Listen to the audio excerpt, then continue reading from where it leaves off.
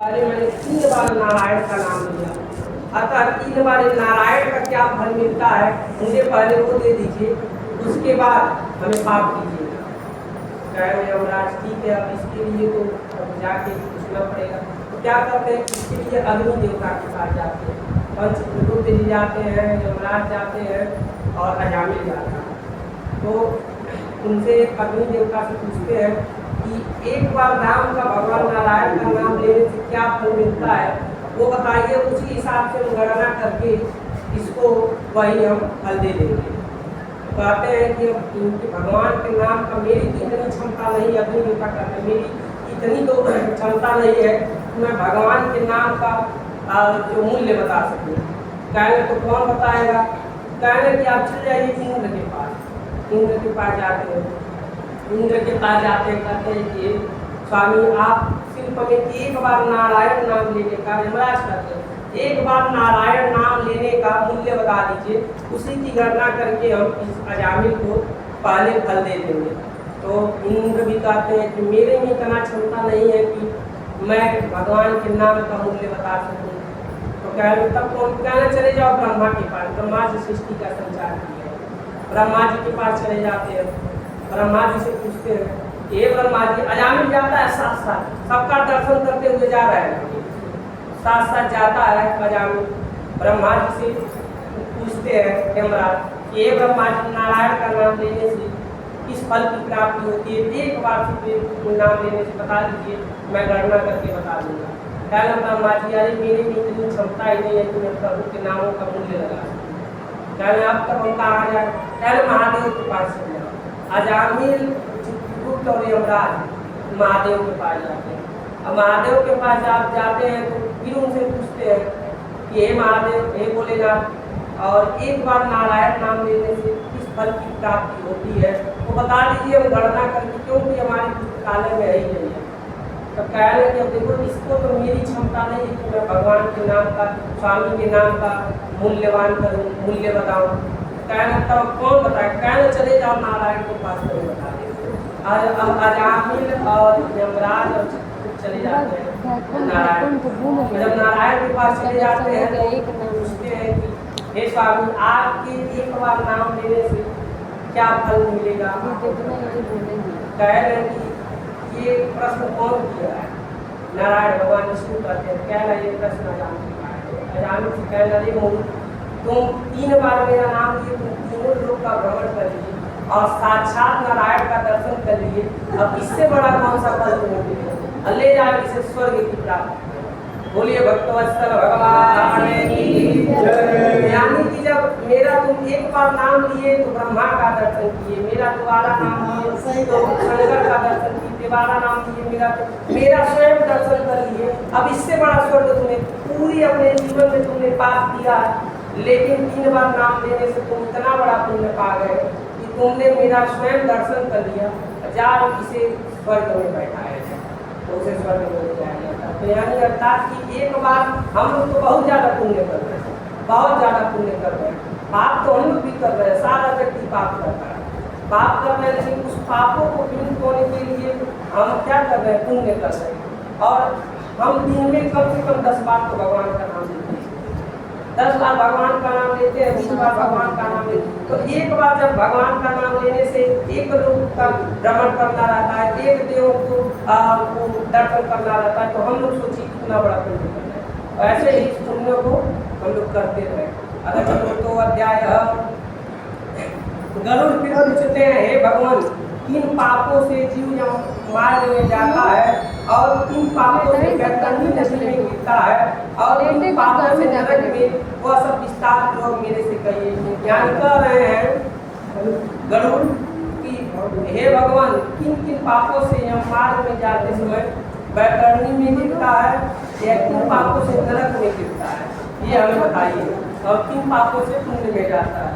श्री भगवान उत्तर देते हैं, जो शुभ कर्म से विपरीत सदा अशुभ कर्म करते हैं, ऐसे पापी नरक में जाकर फिर नरक में जाते हैं और दुख के अनंतर पूर्ण दुख भोगते हैं। अर्थात पापी पुरुष सदा दुख दायिका अनुभव करते हैं। धर्मराजपुर के 4 दरवाजे हैं, उनमें पूर्व, पश्चिम तथा उत्तर 3 दरवाजों से धर्मात्मा पुरुष जाते हैं। बता रहे हैं 4 पुरुष हैं और 4 दरवाजे हैं। धर्मात्मा पुरुष जो धर्म किए रहते हैं वो 3 रास्ते से जाते हैं, यानी दक्षिण छोड़ के तीनों दिशाओं के रास्ते से जाते हैं। केवल दक्षिण द्वार से पापी पुरुष जाते हैं।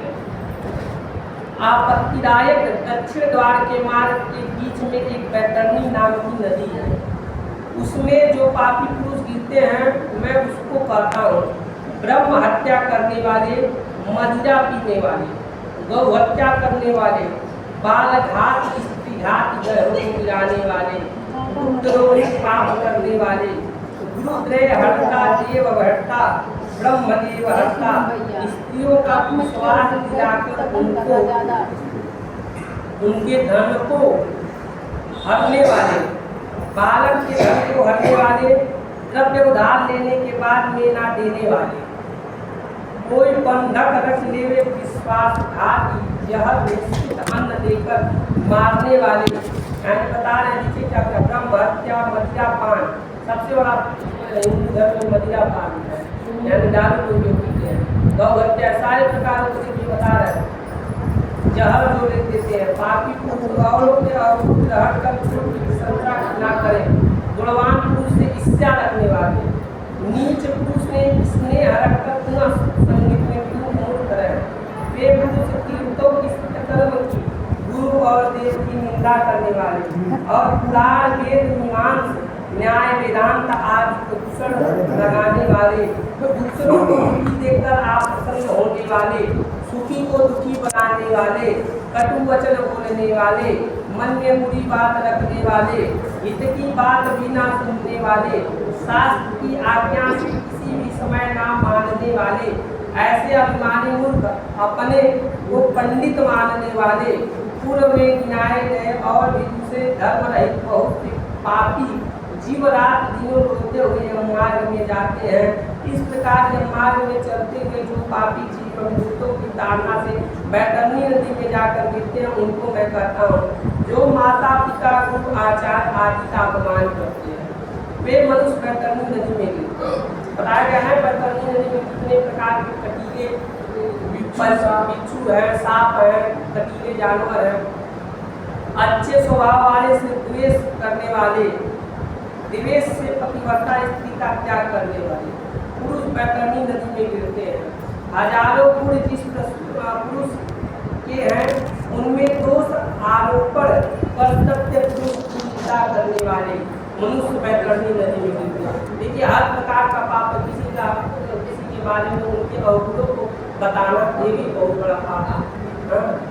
ब्राह्मण को यह कहकर कि तुमको मैं इस प्रणाम से दान दूंगा, फिर बाद में जो इस प्रकार दान नहीं देता, यानी ब्राह्मण को कर दिया जाए मैं तुम्हें दान आपको दान दूंगा और दान नहीं देते हो वह कोई प्राणी ब्राह्मण घर में दान देने के लिए बुलाकर बाद में तुमको मैं दान नहीं दूंगा ऐसा कहने वाले बैतरणी नदी में गिरते हैं।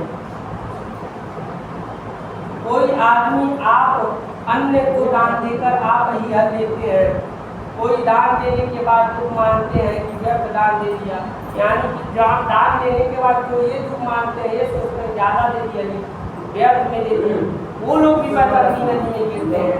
इसके देने से कुछ भी नहीं हो सकता है, यानी जो लोग ये मानते हैं कि दान देने से मुझे कुछ नहीं हो सकता है, हाँ तो वो लोग भी और दूसरे की जीविका को हर लेते हैं।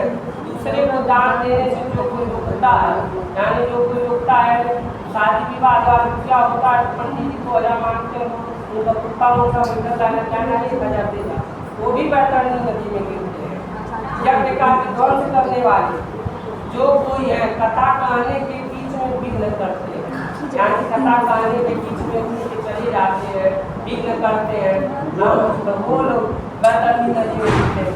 दूसरे के अन्य वाले क्षेत्र को हर लेते हैं, कोई गांव की ग्राम सीमा को चुराते हैं, जिस देश में गाय चलती है उस जगह खेती करते हैं, यानी जहाँ पे गाय चले वहाँ पे गाय खेती करते हैं। ब्राह्मण होकर